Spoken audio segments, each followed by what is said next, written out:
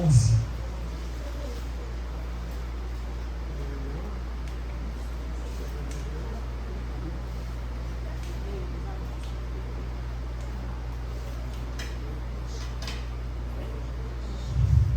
Hebreus capítulo 3, versículo 11.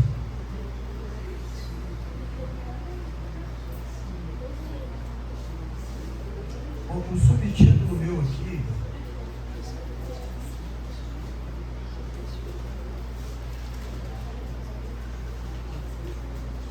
fala: Cristo é superior a Moisés.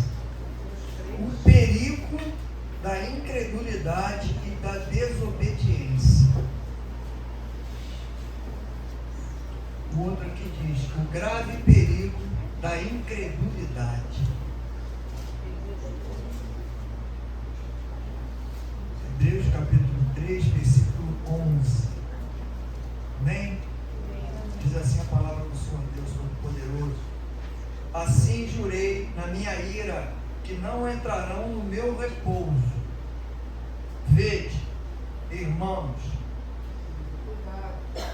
isso, cuidado, cuide, vigie, para que nunca haja em qualquer de vós um coração mau e infiel, para se apartar do Deus vivo.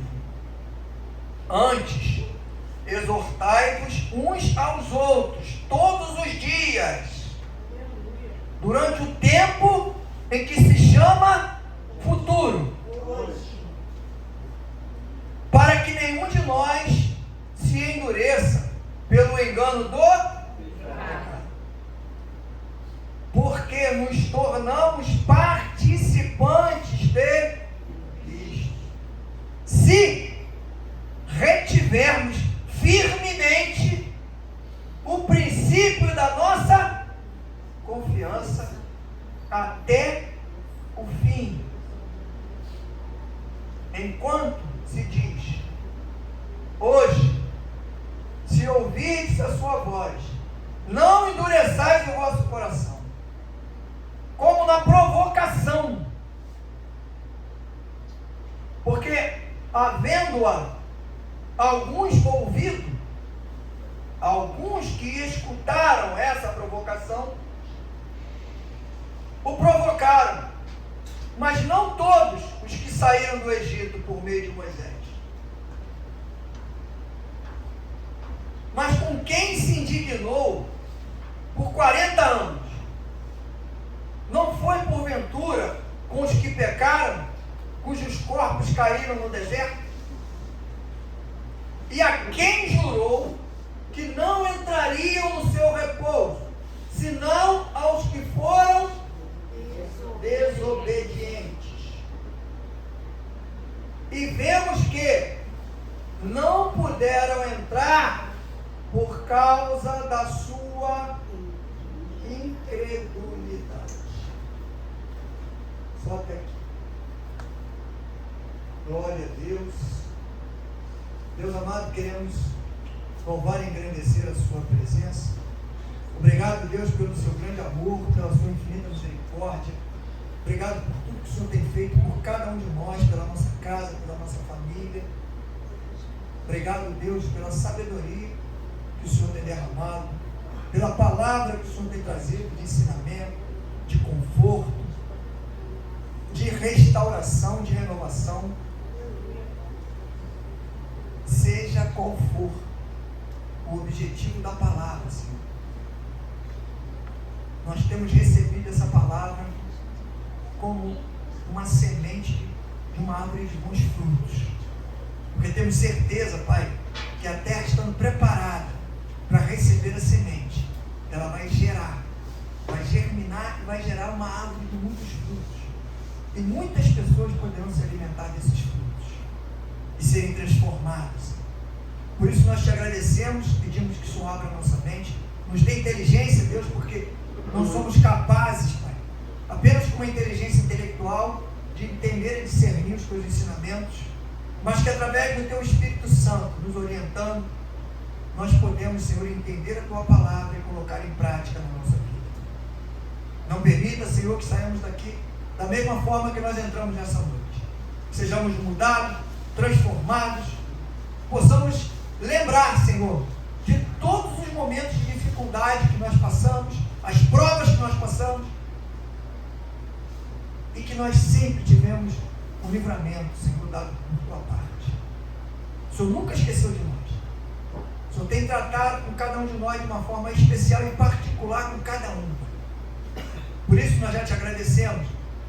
Te pedimos que essa noite também seja uma noite que nós venhamos a receber algo novo da tua parte e que possamos entender e colocar em prática, Deus, para que a história mude, o quadro mude. Não nos deixe acreditar, Pai, em coisas que não vêm da tua parte. Trabalha na nossa mente, no nosso coração, para que somente o que venha de ti, o teu Espírito Santo, possa entrar e fazer morada dentro de cada um de nós, Pai. Nós te agradecemos por tudo isso, Pai, já em nome do Senhor Jesus. O povo que crê, diga amém. Amém. Glória a Deus. Assim jurei na minha ira que não entrarão no meu repouso. Veja, irmãos, que nunca haja em qualquer um de vós um coração mau e infiel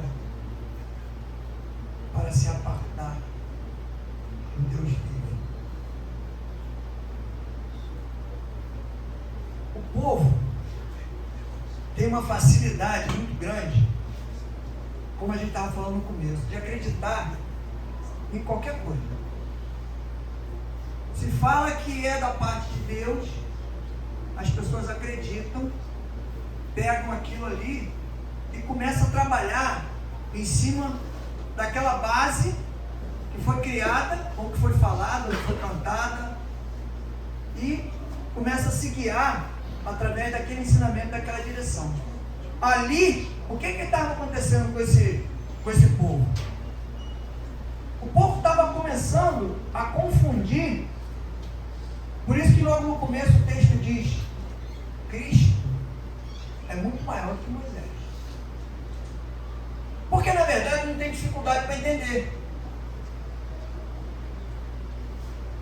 O que é mais importante? A casa ou aquele que edificou a casa? O que edificou a casa. Se Moisés era importante, Moisés foi edificado por quem?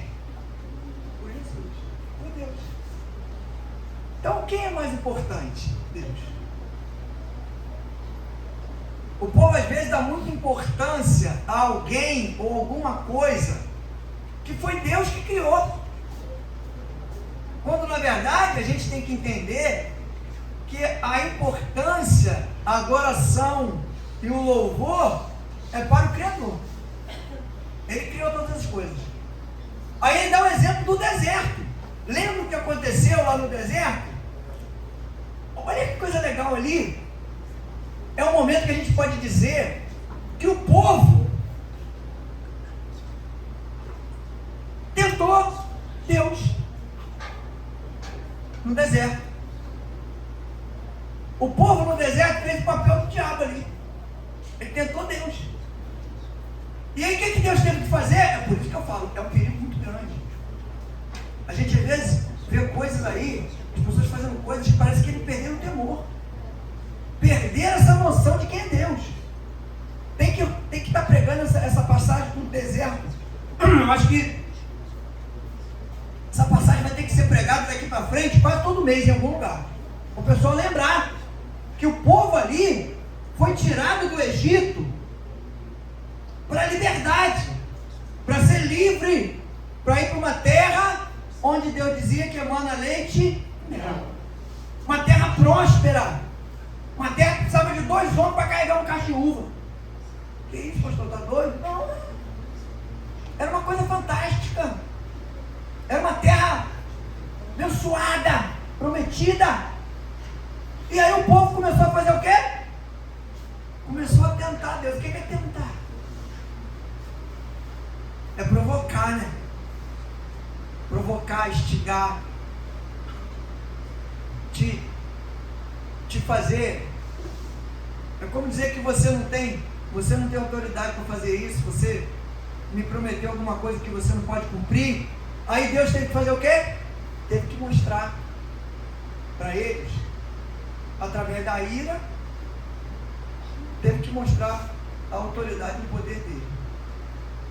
E ficaram 40 anos sofrendo por causa disso. Porque tentaram Deus.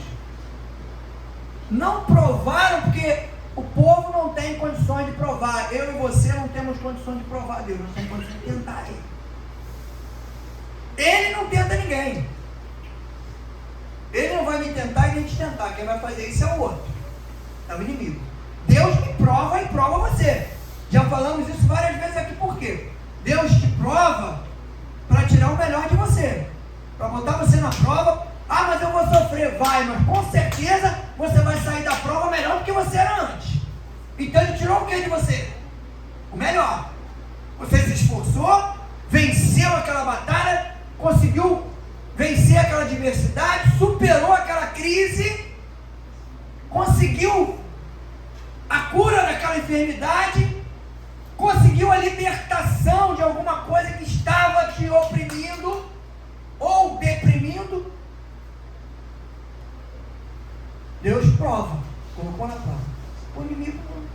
Ele vai tentar para tirar o pior. Então o povo fez o que com Deus? Eles tiraram o que de Deus? O melhor? Tiraram o pior, não foi? Então eles fizeram o papel de quem? O inimigo. Fizeram o papel do diabo. E as pessoas hoje, tem muito crente hoje que está tentando Deus, irmão. Quando o cara abre uma igreja lesbiteriana,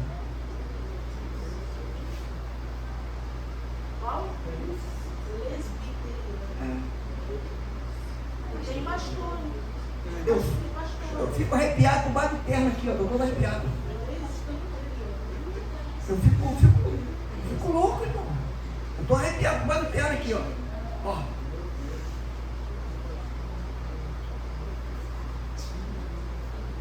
Esse povo não conhece ele de Deus, não. Eles esqueceram. Que 2 homens olhou para um aleijado. O que tu quer? Não, o que? Olhou para o outro. O que tu quer? A gente não tem não. Quer dinheiro, né? Dinheiro não tem não. Mas o que nós temos nós podemos te dar. Levante a anda. O aleijado ficou em pé na hora. Esqueceu desse Deus. Esqueceu do Deus que estava lá 5.000 pessoas reunidas ali naquele lugar para ouvir Jesus falar, e uma mulher sabia que estava sofrendo há vários anos, 12 anos, mas ela sabia que ia ter que furar aquele bloqueio, mas ela tinha certeza que se ela furasse, ela tocasse lá, ia ser curada, e ela tocou e ficou curada. Esqueceram desse Deus. Estão brincando, estão provocando a ira.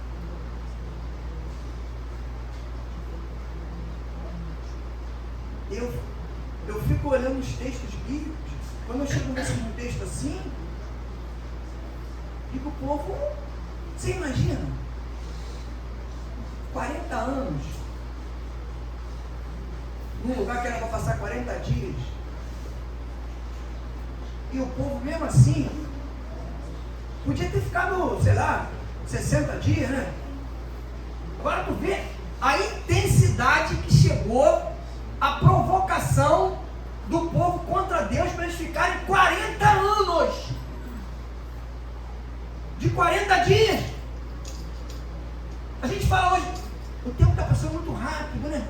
Você vê que já está quase no final do mês já de fevereiro. Começou agora, semana passada, fevereiro. Já está no final. Era para, né? Passava de se passasse 60 dias. Mas eu acredito que até o tempo lá demorou muito mais do que hoje para passar. Deus deve ter travado o tempo. Porque ele falou, ele olhou e falou, não tem jeito. Tire o povo de lá para botar numa terra prometida. É como Deus tira a gente de um lugar para botar em algum lugar que prometeu para nós, para botar numa situação que ele prometeu para nós, mas a gente fica reclamando dos detalhes. Me deu uma casa. Ah, mas a maçaneta está quebrada. Ah, tá Amém, essa porta aqui é amarela, eu queria ela branca. Ah, que isso, pô, me deu uma casa, tem 3 telhas quebradas.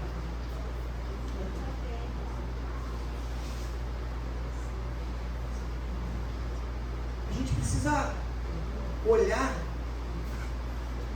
e agradecer.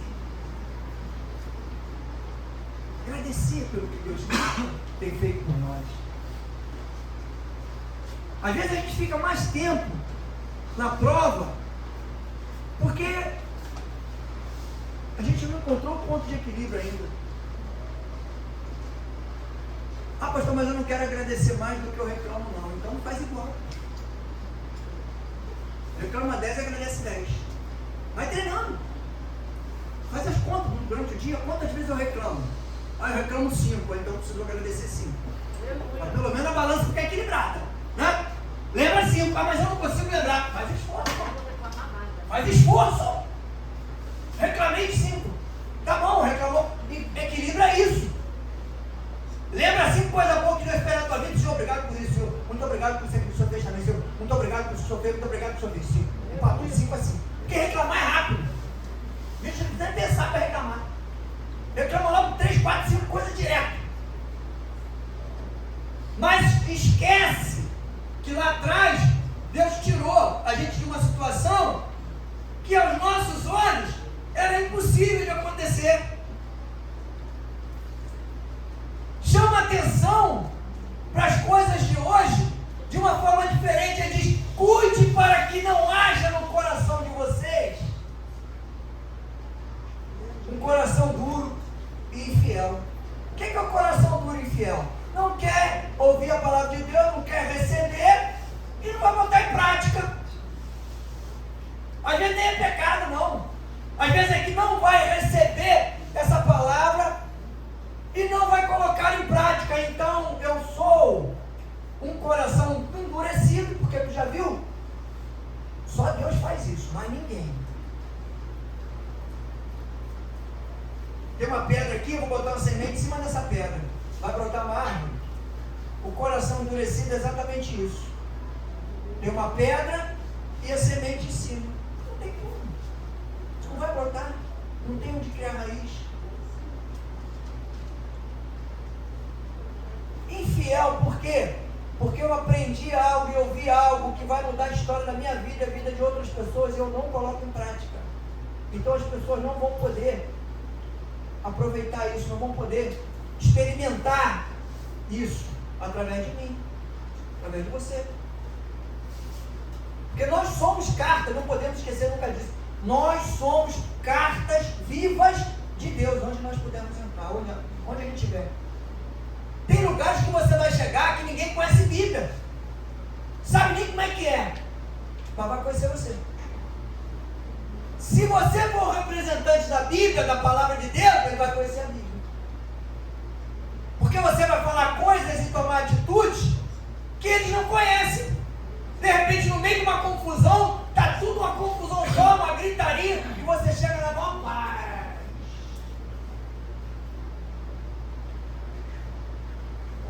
Vai olhar e dizer, ou é maluco, ou tem alguma coisa diferente ali. Agora, se você chega num lugar, a confusão está formada, eu estou entrando no... Opa! Comigo, quem está vendo aí? Vamos olhar para você também. Como para mim. Olha o crente aí. Olha o glória a Deus, aleluia. Como é que vai chegar? Ele dá testemunho. Eu tenho que ter equilíbrio emocional. Esse povo sofreu lá naquele deserto lá porque não tiveram equilíbrio.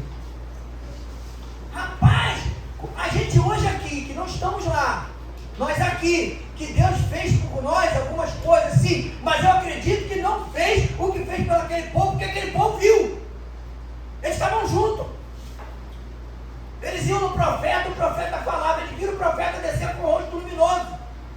Você já viu alguém com o rosto brilhando na tua frente? Com Jesus? Já viu alguém brilhando, teve que botar um pano para porque você não podia olhar para cima e ficar cego? Eu nunca vi. Eu já vi gente cheia de Espírito Santo. Só que não essas coisas extremas.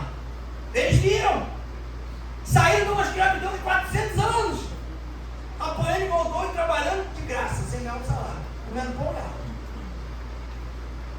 Reclamando, murmurando. Tem uma preocupação aqui de Deus e da bota para os dias de hoje. Não é para amanhã e para depois da manhã, para o futuro, não. É hoje. Porque a exortação é para hoje. Porque as mudanças e as transformações e as doutrinações, elas estão acontecendo muito rápido. Quando você menos espera que alguma coisa nova surgiu, vai demorar para surgir outra. Amanhã já vem uma pior do que a que tu viu hoje. Está muito acelerado. E isso está endurecendo o coração das pessoas, está gerando descrédito.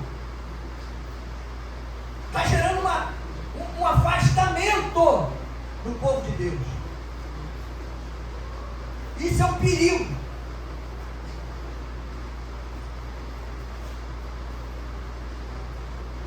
Antes, exortai-vos uns aos outros, todos os dias, durante o tempo que se chama hoje. Para quê? Para que nenhum de vós se endureça pelo engano do pecado. O que está dizendo aqui? Estava dizendo para o povo lá, tá? A maneira para mais não, pastor. Isso é para o povo lá daquela época. Tá bom, não é povo de Deus não, né? Isso não está acontecendo hoje não.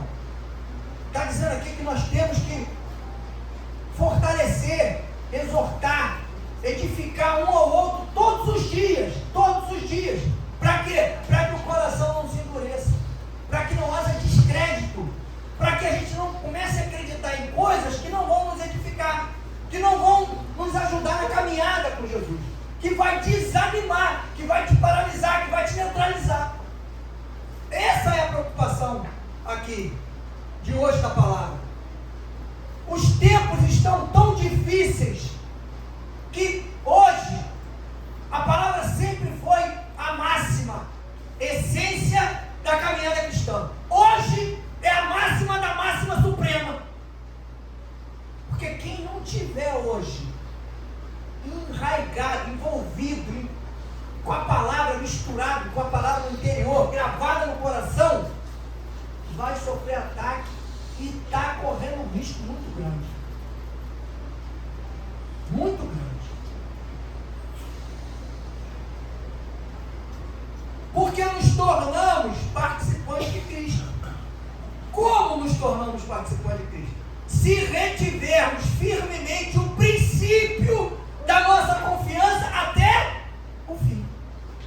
Se nós nos tornamos participantes com Cristo, se nós guardarmos os princípios que nós conquistamos no começo da nossa caminhada com Jesus, quando a palavra nos alcançou, transformou o nosso interior, nos fortaleceu, nos deu disposição, nos deu certeza, fortaleceu a nossa confiança para a gente continuar na caminhada. É isso que a gente tem que manter para o futuro, até o fim. Porque lembra da perseverança? Se nós não mantivermos a perseverança, a fé vai esfriar. Isso é alerta, tá? E nem adianta falar, ai pastor, comigo não vai acontecer não. Vai acontecer sim. Comigo também. Com todos nós. Com todos nós. O risco é muito grande. A gente às vezes não tem noção, a gente não consegue mensurar. Viaja na Bíblia. Faz igual doido. Viaja. Lembra como é que aconteceu, como é que pode ter sido. Lembra a batalha deles lá. Lembra como Deus falava assim, faz coisa de doido. Pega a tua enxada, a tua foice aí e faz uma lança. Pega eu esqueci o nome daquele negócio que você rastela a terra, arado. Pega o teu arado e faz uma espada. Olha que loucura. O cara que usa foice, o cara é guerreiro? Não. O cara é agricultor. O cara vai plantar, o cara nunca lutou na vida. A única coisa que o cara pode ter lutado é com a minhoca. Quando está lá enterrando ali, apareceu a minhoca lá, correndo para um lado, correndo para o outro. Mas Deus falou. E eles fizeram o quê? Obedeceram. Hoje, se Deus coloca alguma coisa para o povo que diz que é crente, se eles acharem que aquilo é impossível, não vão fazer não. Não vai fazer não. Mergulha. Nessa água aí, mas questionou ainda, né? Nessa água aqui, não pode ser lá no Jordão, no Farfar, porque a água é cristalina, transparente, tem que ser nessa água suja. Aí é como se Deus tivesse parado e falasse assim, tem que ser nessa água suja aí, que eu vou mostrar para você, que eu limpo dentro da sujeira. Pula aí. Mas Deus fala para a gente fazer alguma coisa, hoje a gente duvida. O dia eu quebrado no culto, já contei isso aqui várias vezes. Quebrado financeiramente. Tinha vendido um carro, tinha R$7.500. Fui morar lá em Maricá, tirei os filhos do colégio particular, botei no colégio público, eu já passei peleja. Por isso que eu não sinto dor mais. Aquela que está ali comigo aí passou junto comigo. Por isso que eu não sinto mais dor. Vai bater. Chegou no culto um dia no culto no domingo. Vamos para casa, a outra chega em casa chorando, ela me chamou no quarto chorando. Falei, caramba, acabou o casamento. A mulher está chorando. Foi. Ah, porque Deus falou um negócio comigo no culto. Eu falei, agora complicou mais ainda. O que Deus falou? Deus falou que tem que dar o dinheiro do carro para a igreja. Eu duro, quebrado, só. Aí ela falou, o que nós vamos fazer? Eu falei, o que tu acha que a gente tem que fazer? O que tu acha que a gente vai fazer? Pregar, pô. Vou botar com Deus. Ele mandou. Eu não sou maluco. Vai dizer que não. Era novo convertido, mas não era maluco. Se eu estava buscando uma direção, um caminho, e eu sabia que qual era a voz de Deus, por que eu vou acreditar que o diabo... Primeira coisa que o cristão tem que pensar, rapaz. Ah, né? Isso é astúcia, né? Astúcia de cristão esperto. Ah, não, pode ser o diabo que está mandando, não é? Tu acha que o diabo vai mandar dar dinheiro para a igreja? Entrega. Chegou lá, o pastor não queria aceitar, porque ele sabia da nossa situação. Eu falei, o senhor não pode impedir minha bênção. A única coisa que o senhor pode fazer é me abençoar. Impedir o senhor não pode. Quase que eu disse para ele, porque se eu não entregar aqui, eu vou entregar em outra. Deus mandou. Aleluia. Meu irmão, se não fosse lá, ia ser em outra. Eu sei que eu tinha que obedecer. Porque eu sabia o que ele fez lá atrás por mim. E o que ele podia fazer. Será que ele estava provando de mim? Provando para da gente? Para tirar o melhor de nós? Porque o pior não era. Porque Deus conhece teu coração. Foi obediência. Ali, a ira de Deus determinou para o povo, só vai chegar aonde tem que chegar aqueles que forem obedientes. Quando a gente fala que a obediência é algo muito importante na caminhada com Jesus, é porque se você não é obediente, você deixa de fazer um monte de coisa que Deus determina para fazer. E você faz coisas que Deus não quer que você faça. A desobediência te leva por esse caminho. Por isso que o povo estava sendo alertado aqui em Hebreus, quando ele fala isso. Antes, exortai-vos uns aos outros, todos os dias.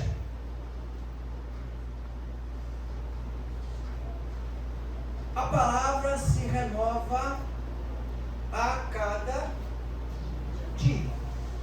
Medite nas palavras desse livro, dia e noite. É isso?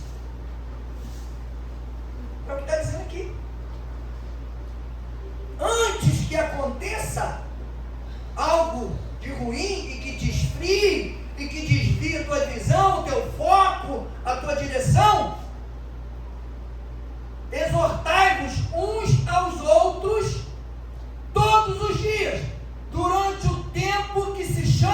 hoje, para que nenhum de vós se endureça pelo engano do pecado.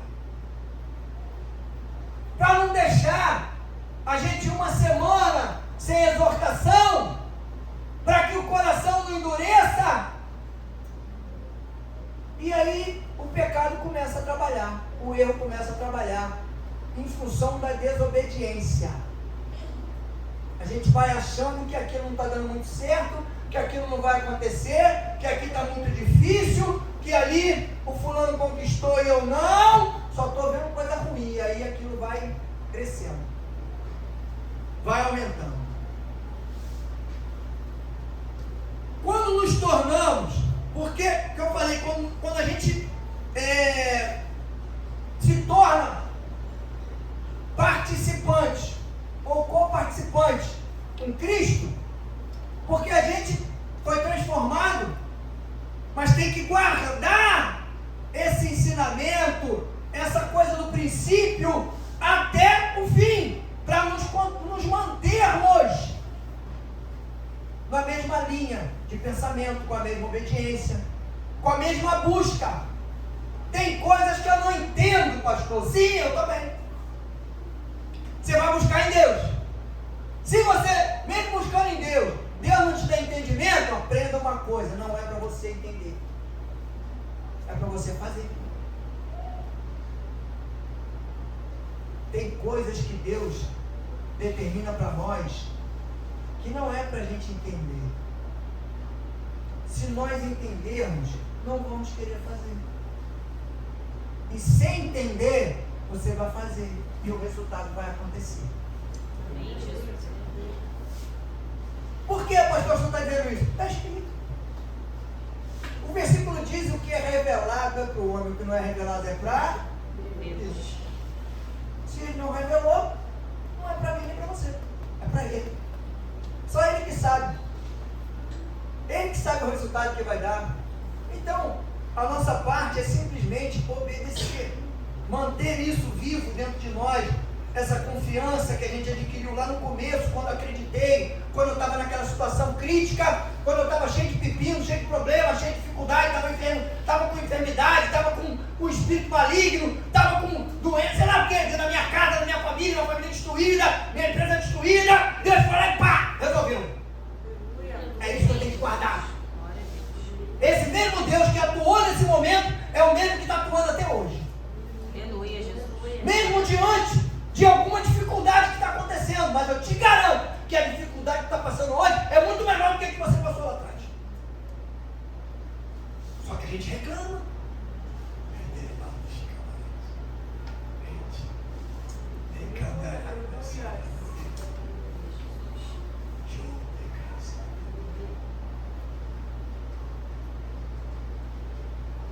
Enquanto se diz hoje: se ouvirdes a sua voz e não endureçais o vosso coração, como na provocação. Qual foi a provocação que esse versículo está falando aqui?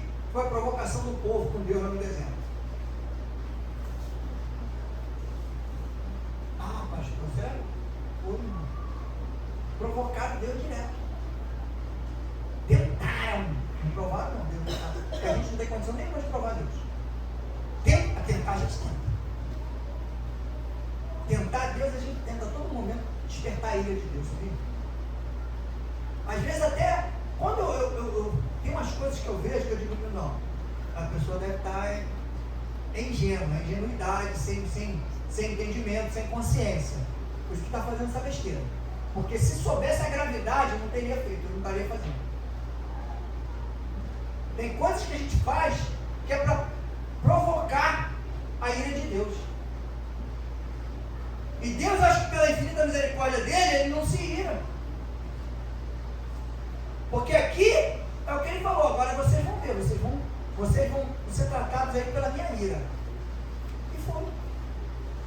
E olha essa experiência que aquele povo teve lá, acho que eles 40 anos naquele deserto lá. O que eles passaram? Deus guardou? Guardou. Mas eles experimentaram a ira de Deus. E eu creio que, se o negócio continuar indo do jeito que está, vai ter muita gente que vai experimentar a ira de Deus. Porque havendo-a, se houver alguns ouvidos, o provocaram. Mas não todos os que saíram do Egito por meio de Moisés. Mas com quem se indignou por 40 anos? Não foi porventura com os que pecaram, cujos corpos caíram no deserto? E a quem jurou que não entrariam no seu repouso, senão os que foram desobedientes? A quem foi? E a gente fala em desobediência hoje, as igrejas não pregam mais esse tipo de coisa. Você pode ir visitar hoje, esse ano, 10 igrejas. Depois você me fala qual foi a igreja que pregou sobre isso aqui. Sobre desobediência, sobre salvação, sobre libertação. Isso não é igreja não. Mas isso aqui dá fortalecimento para você batalhar espiritualmente contra os ataques do inimigo sobre a tua vida. E eu sobre a minha. O que Deus diz aqui é que o profeta está falando ali, quem foi que Deus mostrou a ira dele?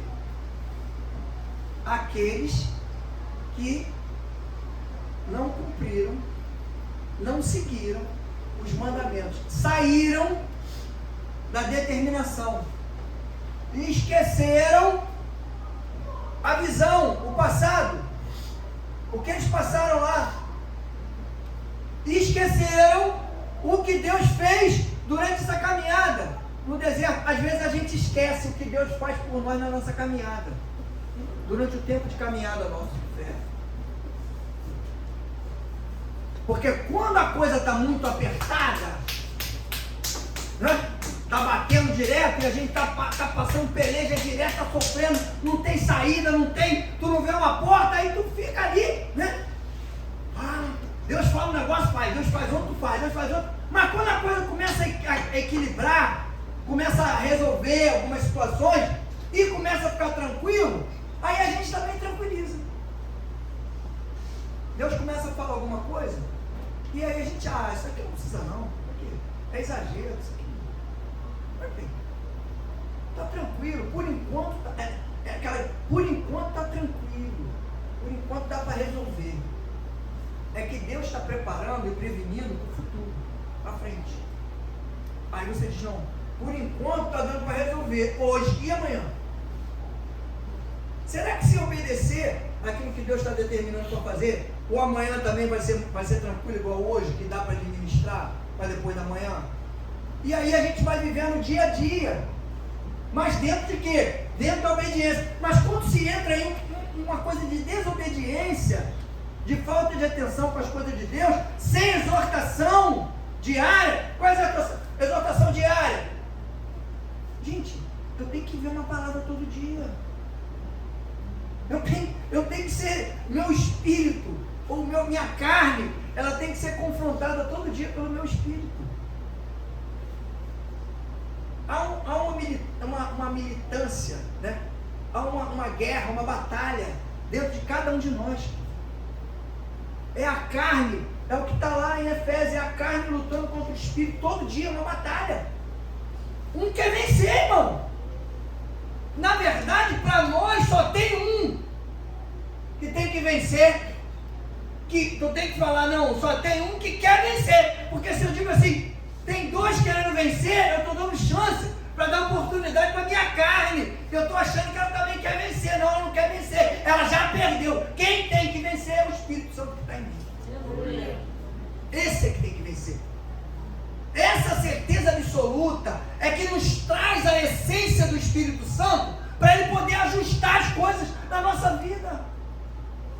Porque se eu começo a acreditar com essa confiança do começo, eu venho mantendo ela na caminhada para tentar levar ela até o final.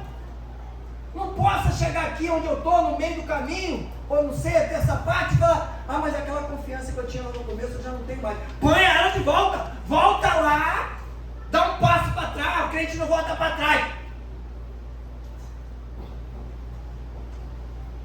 Jesus voltou, Deus voltou. Voltou não, pastor? Não. destruída. Ezequias morreu, quando Isaías foi lá, falar com ele que ia morrer, que Deus ia matar para ele se preparar, ele morreu. Então quem voltou atrás? Mas o crente não volta atrás. Não somos daqueles que voltam atrás. Então tá bom. Vai nessa tua certeza. Tu não tem que voltar atrás do período que você estava lá onde você começou. Mas voltar atrás para a estratégia de batalha,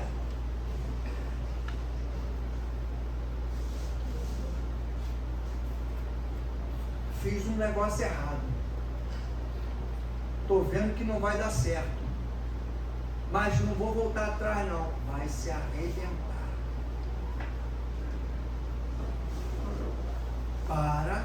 Pede direção ao Espírito Santo, se ele fala assim, volta atrás, dá um passo para trás.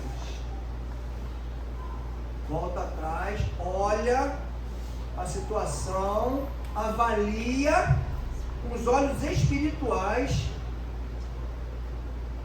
e deixa Deus responder. Mas como é que eu vou saber se Deus... Qual é a resposta de Deus? Pois igual eu fiz para a igreja de Capivari. Falei, Senhor, enquanto tiver o dinheiro para pagar aluguel, o Senhor está dizendo para mim que a igreja tem que ficar aberta. Quando não tiver o dinheiro para pagar aluguel, o Senhor está dizendo para mim, é para fechar.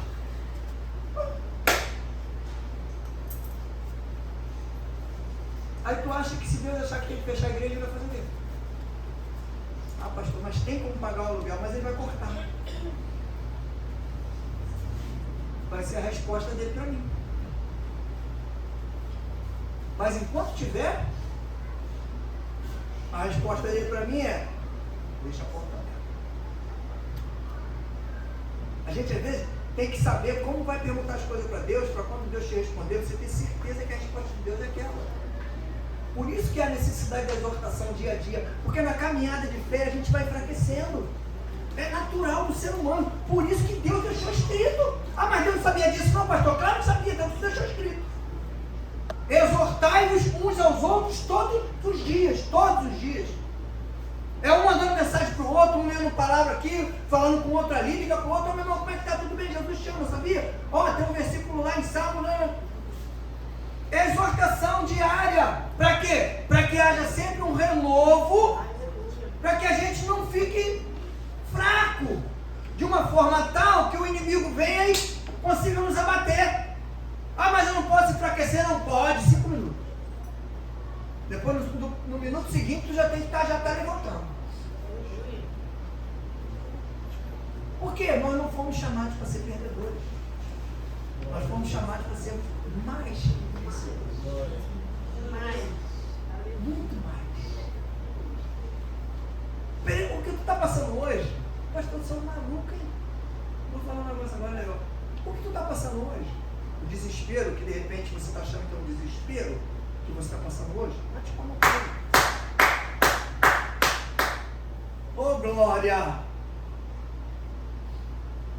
Por quê? Porque a Bíblia afirma que os teus sofrimentos de hoje não se compara com a glória futura que Deus vai derramar sobre a tua vida. Aleluia, Jesus. Se você acredita nisso, tem que comemorar, irmão. Pastor, mas eu estou sofrendo muito. Ai, deixa eu ficar contigo, então. Porque quando Deus derramar a glória, mas a gente tem uma tendência a quando está passando por alguma coisa, dificuldade, a gente fica tonto, né? Fica, não sabe. Ah, não, tu não sabe mesmo. Não sabe mesmo.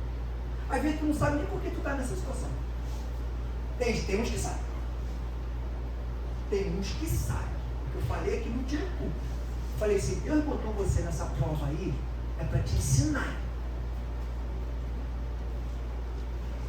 Ah, mas eu não saí ainda. Eu saio, daqui a pouco eu estou de novo. Na mesma prova? É, porque tu não aprendeu ainda. Cuidado para tu não ficar 40 anos aí. Eu aprendi. Algumas coisas que Deus deixou passar, eu aprendi. Uma das coisas que Deus me educou bonitinho foi financeiramente. Deus me educou assim, ó, bonitinho. Mas eu também não sou bobo, né? Depois do que eu sofri, agora eu já olho 10 vezes antes de fazer alguma coisa. Fico ligado, fico esperto com Deus. Porque quando a gente, olha só que coisa maneira, quando você aprende, quando você sai da prova aprovado, Deus vai começar a derramar. Naquela mesma situação, aí eu estou vendo que Deus que está com a cabeça aí, que está todo enrolado na dívida financeira, aí diz, meu Deus, como é que é isso? Se eu sair dessa situação, é exatamente isso. Se você conseguir aprender nessa prova que Deus te botou e sair dela aprovado, Deus vai começar a derramar bênção financeira sobre a tua vida. Porque você aprendeu. Se você aprendeu, nada mais justo, passou pela prova, foi aprovado, nada mais justo do que Deus começar a entregar para você algo que você já sabe lidar com ela. Ah, eu saí de uma enfermidade agora. Aprendeu com ela? Ah, aprendi, não vou mais fazer aquilo que eu fazia não. Né? O cara sai de uma embolia pulmonar. Por quê? Não, porque eu fiz um monte de besteira, eu pegava muito sereno, muita friagem, fumava pra caramba. Aí Deus foi e curou. Como é que você saiu dessa embolia? Não, eu não quero mais saber desse troço não. Não quero mais entrar nisso aí. Esse negócio é maluco, quer me matar. O cara vai fumar de novo? Vai pegar sereno de novo? Vai ficar? Não. Aprendeu. Aí Deus vai fazer o quê? Derrama saúde sobre a vida dele naquela área ali. Ó. Por isso que ele fala que a gente tem que exortar um ao outro todos os dias. Para que a gente não caia de novo na mesma situação. Para a gente encerrar aqui.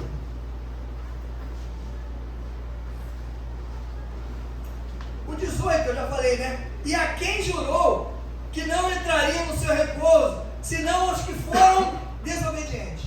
Ele, Deus jurou. Está aqui escrito. Foi o que eu estou falando. A crente não jura. Não jura, por que vai ficar jurando? Mas Deus é que diz. A quem Deus jurou que não entraria no repouso dele? Quem não entraria na terra prometida? Aqueles desobedientes. E entraram? Não. Vigia. Vigia para a desobediência. Eu conheço um monte de gente desobediente que está tudo enrolado hoje. Não tem como se enrolar.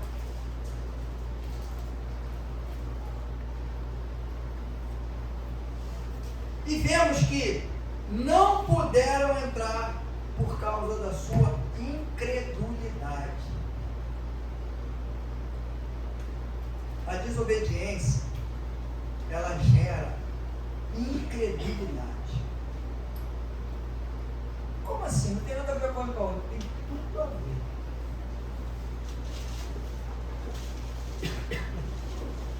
Se você não acredita no que está sendo falado, você vai obedecer? Não. Olha a sincronia. Aí você não obedece. A cada dia que você não obedece, vai acontecendo o quê? Com a sua transformação espiritual e com a sua fé. Vai morrendo. Vai enfraquecendo.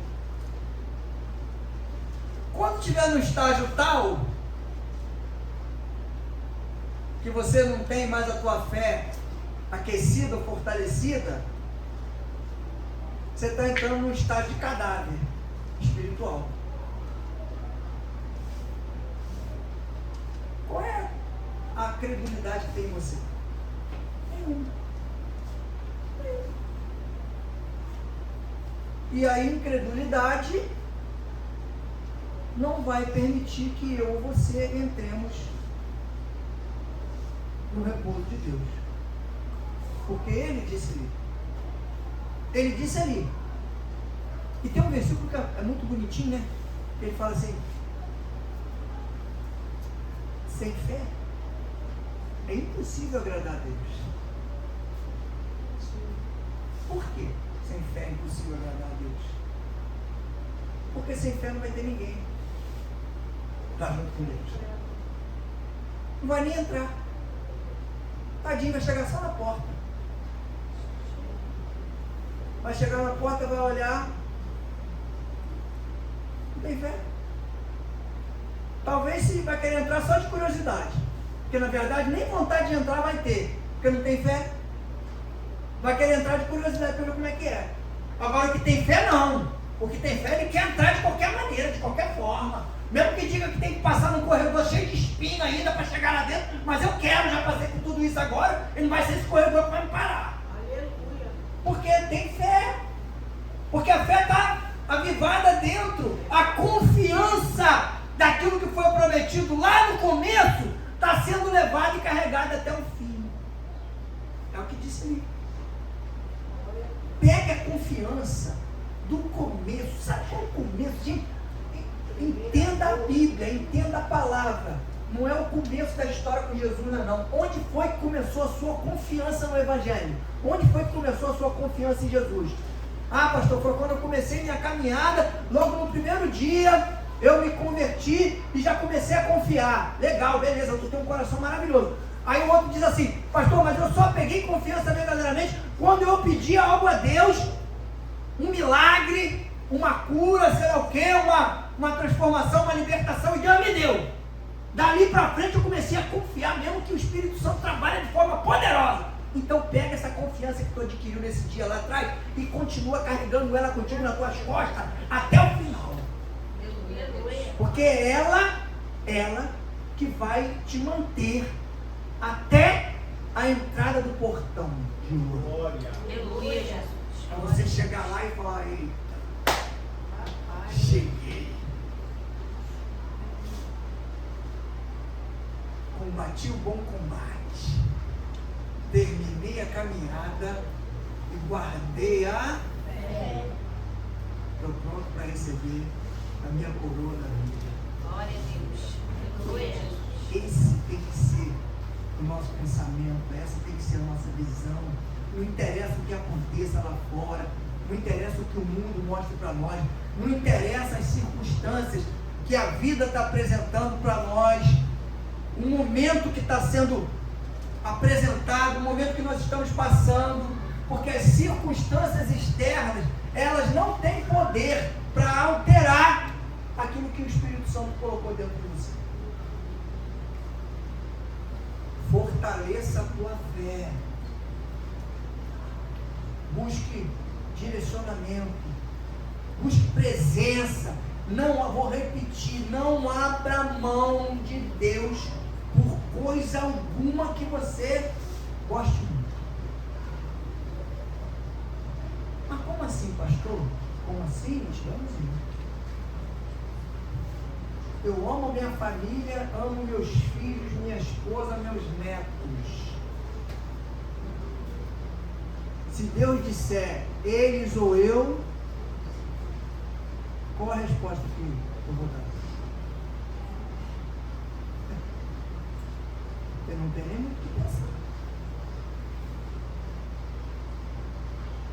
Então, coisas que a gente gosta e que tem o poder de nos afastar da presença de Deus, eu fiz a opção de largar, abrir mão. Por quê? Eu prefiro intimidade, prefiro estar junto.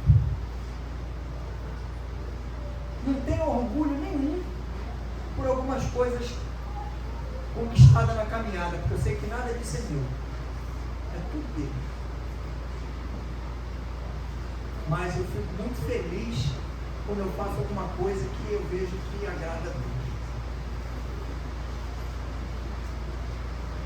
Aí você vê uma pessoa com uma dificuldade, com uma enfermidade, com um problema, e você orar pelaquela pessoa e Deus vai agir.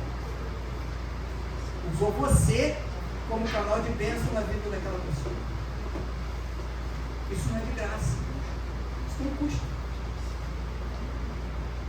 Para isso você tem que abrir mão de muitas coisas para poder Deus te honrar. Porque Deus tem que olhar em você e sentir a mesma confiança que você olha, aquela confiança que você adquiriu lá no começo, que você olhar para Deus também, confia no Senhor, e Deus olhar e falar, eu confio em você. Eu sei que eu posso te usar. Essa é a visão do cristão de hoje, num mundo totalmente perdido e conturbado, cheio de mimimi, né? Porque tem uns crentes mimizenta demais, e temos também showman, né? Quer fazer espetáculo, gosto. E não é tempo disso. É tempo do povo estar orando, estar buscando verdadeiramente, porque eu acho que hoje está muito na essência aquela busca que Deus tem pelos verdadeiros adoradores. Verdadeiros adoradores. Aqueles que adoram em espírito e em verdade. São verdadeiros na sua adoração. Ninguém tira isso. As pessoas às vezes usam como jargão. Eu conheço um monte de gente que adora falar isso. Ninguém para um adorador, ninguém cala um adorador. Verdade. Mas tem um monte que acha que é adorador e está calado. Um monte. Se arvora nisso. O que a gente tem que entender é que, em primeiro lugar, nós temos que ser servos. E tem uma coisa muito interessante, quando a Bíblia fala e pergunta assim, você quer ser o maior servo? Quero ser. Olha só, quero ser. Sim, vamos. Quer ser o melhor? Nessa. E dá um exemplo, sabe por quê? Aquele que veio para ser servido foi o que mais serviu e serve até hoje. A mim e a você. Mas ele veio para ser servido. Sirva. Seja exemplo. Onde você estiver. Seja referência. Eu digo sempre, o funcionário de uma empresa, ele não pode, o cristão, ele não pode ser qualificado como o pior funcionário de uma empresa. Ele tem que ser qualificado como o melhor. Melhor funcionário. Sabe por quê? Quando as pessoas olharem e falarem assim, rapaz, o que eu vou lá? Aquele cara é bom, funcionário bom. Aí o patrão vai dizer assim, ele é crente, sabia? Olha que legal. Diferente é de quando o cara fala assim, aquele moleque não vale nada, né, cara? É o pior funcionário que tem aqui na empresa, todo mundo olhando embora. Aí o outro fala assim, ei, cara, bem, olha, depois ele é crente.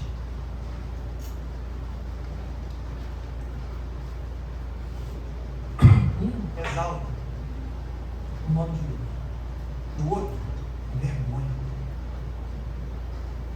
Por isso que a palavra diz, há dois tipos de vasos na igreja. Vaso de honra e vaso de desonra. Há pessoas que pensam que é bom para eles isso. Ah, é vaso de desonra, eu sou para mim, né? Eu sou um vaso. Não, não é assim não, filho. Você é vaso de desonra para Deus, que você está desonrando o nome dele. Ou você é vaso de honra para Deus, que você está honrando o nome dele. Seja vaso de honra para Deus. Honra o nome de Deus. Exorte o Espírito em você todos os dias. Fortaleça o teu interior. Deixe as pessoas olharem para você e ver algo diferente. Mesmo dentro da dificuldade, mesmo dentro do problema, dentro da adversidade, você está vencendo em Cristo Jesus. Você está lutando. Quando falarem você não venceu, ainda. Porque no momento certo, Deus vai te dar vitória em nome de Jesus. Amém? Vamos ficar de pé em nome de Jesus?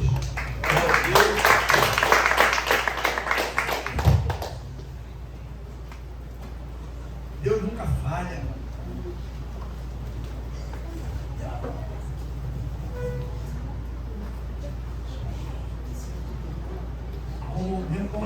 Como o Azar gosta de cantar, né? O meu milagre já tem hora e data marcada. O dono do tempo não se atrasa. A gente às vezes fica preocupado. Eu tenho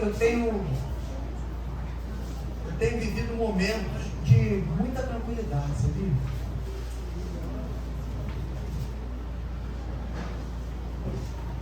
Está sem dívida, pastor? Claro que não. Mas estou matando ela aos poucos. Eu fiz um propósito, eu com Deus, eu vou ver para vocês aqui. Eu fiz um propósito. Eu falei para Deus que eu não queria terminar esse ano, vai pedir ajuda dele. Eu não queria terminar esse ano com dívida. Porque o meu sonho de consumo é chegar um dia de entrar meu dinheiro lá na minha conta e eu determinar com que eu vou gastar isso. E não Deus botou mais na minha conta. E nem ter cartão para pagar, nem sei o que para pagar. Tem coisas que não tem como fugir, né? Quem não tem gatonete, gato light, gato CA, não é mais. Agora é gato água do rio, gato aquático. Tem um homem, tem o Aquaman, tem o Gato Man. Né? Tem que pagar a conta de luz, conta de água, mas o restante tem muito cristão enrolado em coisas que a gente mesmo que se enrola. Faz um propósito com Deus, ensinando, nossa, mas é impossível para mim, pastor, esse ano não, tem que ser pelo menos 3 anos para me ficar livre dessa dívida toda que está me sufocando. Faz um propósito com Deus. Eu fui na virada do ano e falei, Senhor, eu quero propósito do meu coração. Eu quero equilibrar as coisas. Sabe? E Deus está me honrando. Já teve um banco que fez uma proposta, já matei ele, já dei um pá! Já foi um. Estou esperando o outro já diminuiu 70% da dívida. Falei, vai, me mandou segurar, mandou fazer nada agora. Estou esperando. Os cartões já estão tudo bonitinho. Não tem nem falar isso para minha esposa, mas ela está estranhando. Está prestando atenção lá, está estranhando. Está tudo bonitinho. Não, a filha está ouvindo aqui também. Tentaram me dar um golpe lá no cartão, devolveu mais de 3 mil reais. Fizeram um monte de conta lá no meu cartão. É fácil. Compra no cartão dos outros, fora, está vendo deles. Lá no Rio Grande do Sul tem Catarina, será? Então, o que eu estou querendo dizer com isso, gente? Você tem o poder também de se exortar todos os dias. Fala com Deus, Senhor, tem coisas que está aqui, fui eu que fiz. Chama a responsabilidade para você. Chama a responsabilidade. Fui eu que fiz. Eu que errei. Mas eu preciso da tua ajuda. Me ajuda a sair dessa situação. Gente, eu tenho tanta certeza, que Deus pode fazer qualquer coisa. Que eu digo para você, que é verdadeiro, aquele versículo que tem na Bíblia é verdadeiro. Se você crê, tudo que pedires em meu nome vai receber. É verdadeiro. Não tem nada de enganador ali, de mentira, nada. É verdadeiro. Mas você diz assim para mim, não, pastor, mas é impossível a situação que eu estou hoje. E até o final do ano não tem como. Para você não tem. Mas para Deus tem. Ah, mas é muita dívida, pastor. Eu devo 150 mil.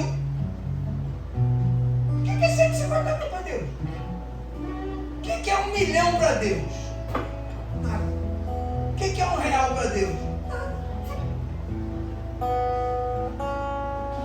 Porque às vezes o que está te sufocando na caminhada, o que está de repente apertando a tua fé, enfraquecendo a tua fé, é que você está numa situação que você entrou, que Deus está te tirando devagar, mas você acha que tem que ser mais rápido. De repente Deus projetou para chegar até o final do ano, mas você acha que tem que ser mês que vem. Mas se você fala para ele, Senhor, eu vou aguardar em paz até o final do ano, porque eu creio que o Senhor pode me tirar dessa situação.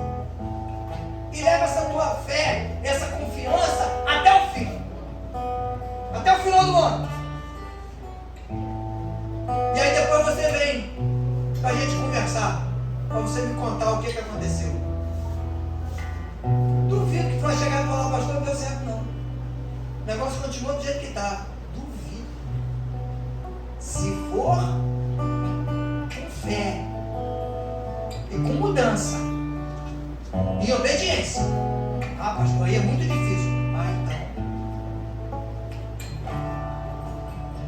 Tudo tem um preço. Nada é de graça. Mas o preço que se paga vale a pena. Eu aconselho a todos a abrir mão. Tem que ter renúncia. O problema é que a gente às vezes não quer renunciar. Quando tem renúncia, eu acho que a renúncia ela agrada o coração de Deus, sabe? A mão dele vira do nosso lado. Porque se ele olha e diz que tem renúncia, abriu mão daquilo que tanto queria, que tanto gostava, para me agradar, para me obedecer, confiando em mim, eu tenho que dar retorno, eu tenho que responder. Deus se agrada do nosso esforço. A Bíblia fala: esforça-te, porque a um esforçado eu ajudarei.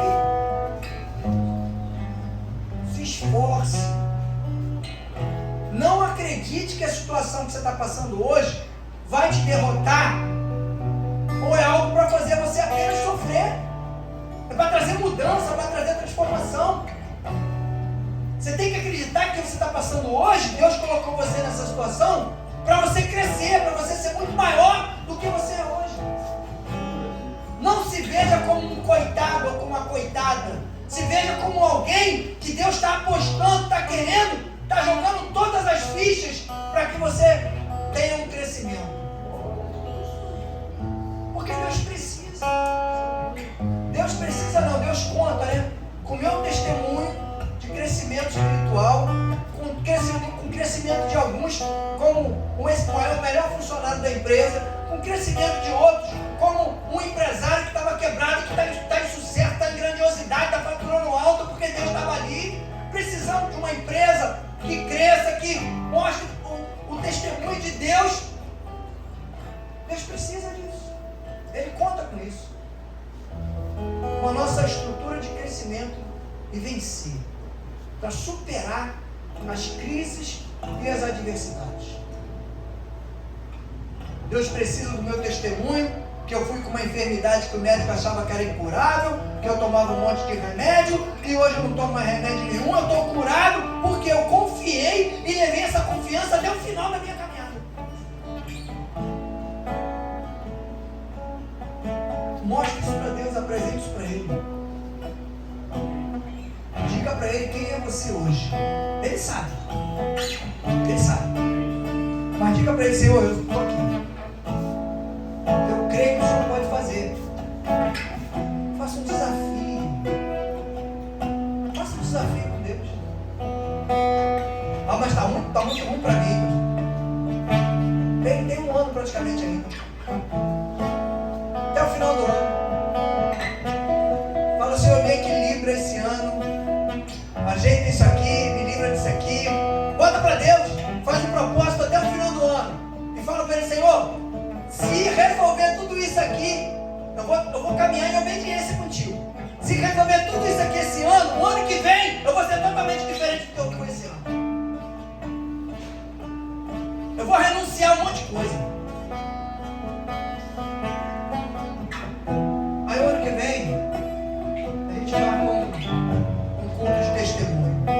Vai ser uma chuva de testemunho. Da igreja, o pessoal vai olhar, a igreja pequena, com um monte de gente próspera. Já falaram isso da gente? Sem ter tanta coisa assim. Nós somos prósperos espiritualmente. Chega, irmãos, para cá em nome de Jesus. Deus amado e santo, queremos entregar em tuas mãos esse pedido de oração. Te agradecer, Senhor, porque temos certeza que o Senhor já está providenciando resposta e solução para cada uma dessas pessoas, Pai. Muito obrigado, Deus. Nós agradecemos com o coração alegre, Deus, porque estamos participando desse momento junto com nossos irmãos. Confiamos em Ti, Senhor, porque conhecemos o Deus que nós servimos. E essas pessoas vão estar aqui, Deus, conosco, testemunhando, Pai, o grande milagre que o o Senhor fez na vida de cada um deles, as maravilhas que o Senhor vai fazer, Pai. Por isso nós entregamos, deixamos no Teu altar santo. Já te agradecemos por isso em nome de Jesus, Senhor.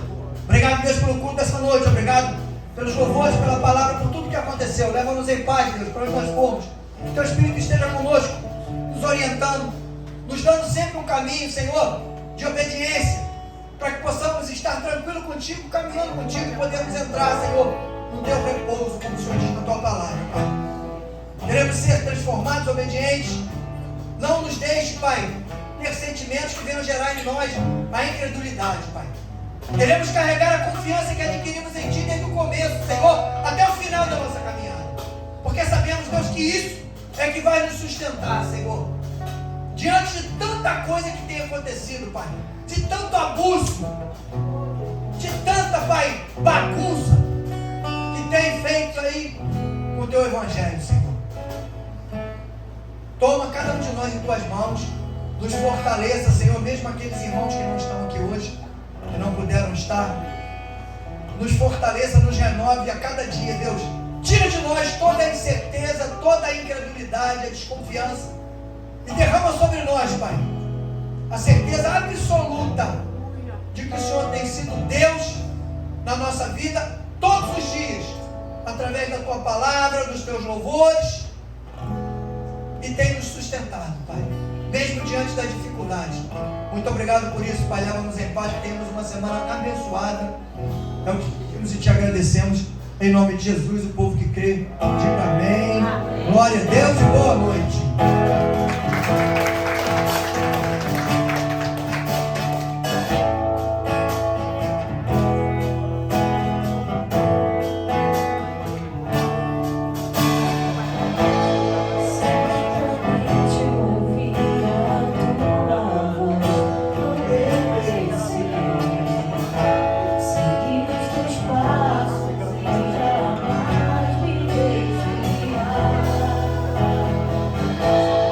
Meu coração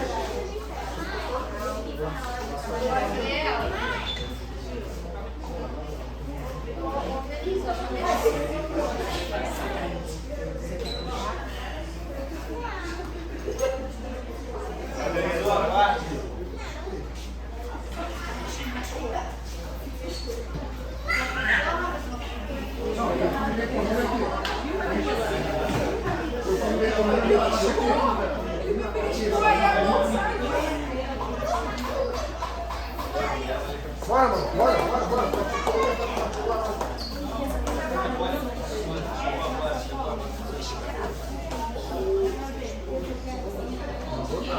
Toda a minha